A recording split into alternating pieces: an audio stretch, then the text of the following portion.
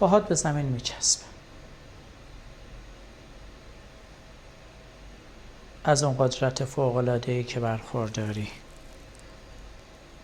قدرت تلقین پذیری بالا، فقط کافیه که به ناخودآگاهت فرمان بدی، فرمان چسبیدن کف پاها و ریشه هایی که به زمین وصله، ریشه های عمیق که میتونه ما رو در مقابل طوفان های سهمگین هم حفظ بکنه. ممکنه شاخ و برگ ما جا به جا بشه، ولی ریشه های ما قوی و قدرتمند. و حالا پاهای شما کاملا به زمین متصل شده.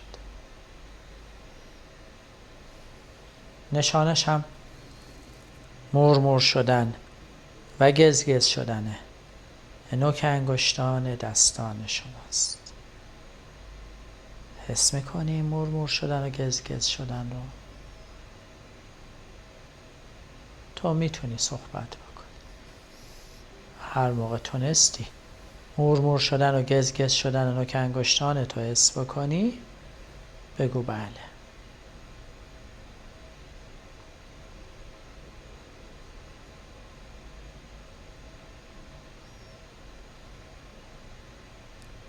دستات سنگین میشه، رها میشه، شل شده، متعلق به تو نیست.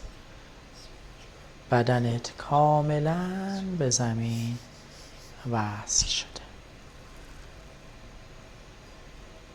راه رفتن برای شما سخت میشه، قدم برداشتن سخت میشه و شاید هم امکان پذیر نباشه.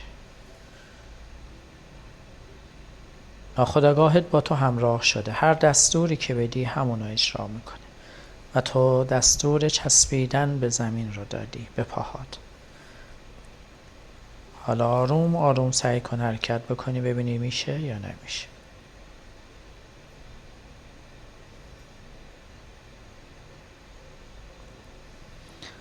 تشویق. اون پاتم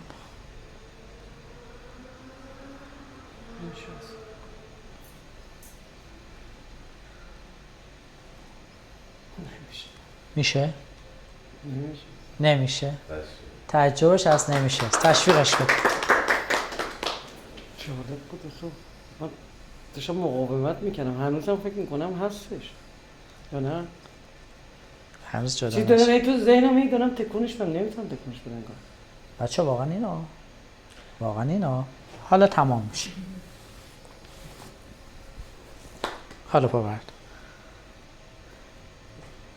تا یه مدتی اگر دیدید نمیتونه رهاش نکنید و فکر کنید تمام شد.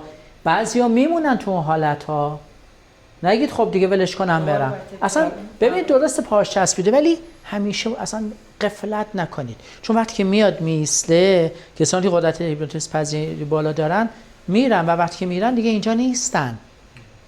هر آن امکان سقوط هست. سخت‌ترین شکل هیپنوتیزم ایستاده است، بعد نشسته و خوابیده دیگه بهترینش. الان من می‌خواستم خاطرشم بگم میتونم راه برم، نه می‌خواستم با اطمینان بیام با میشه چیز دیگه نمیاد. الان چی؟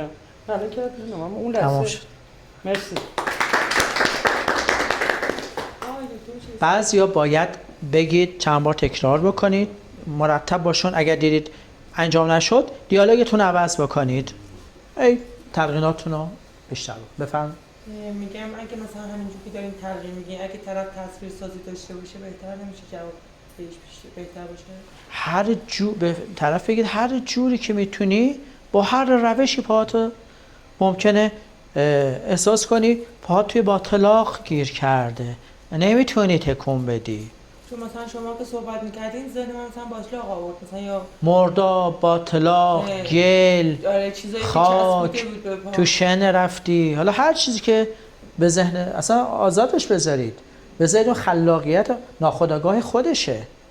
ببین چطور میتونی این اتفاق رو درت حادث بکنی.